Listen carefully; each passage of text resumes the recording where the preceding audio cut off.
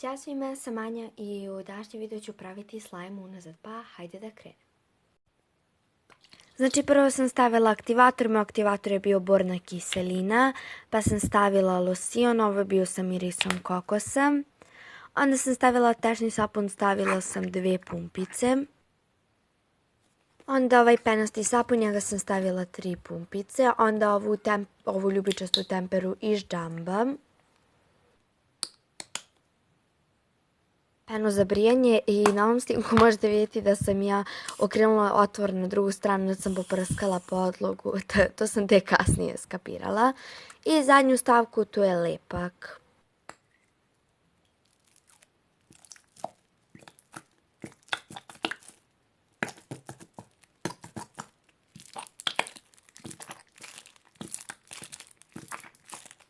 Ovdje sam malo davila s ovim sipanjem lepka, ali to je zato što sam htjela da iscedim sve.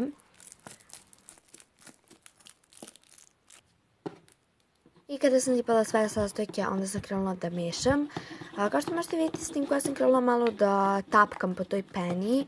To je iz razloga jer se lepak već aktivirao sa bornom kiselinom, a pa nisam dala da mi počini i ostane pena, pa sam zato tapkala da bi se sve lepo spojilo.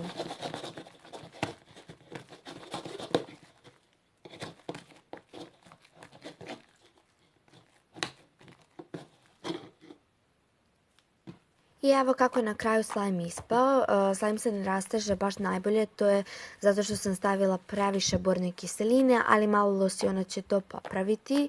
Tako da ako vam svide video, obavezno ga lajkujte, subscribeujte se ako već niste i mi se vidimo u sljedećem videu. Ćao!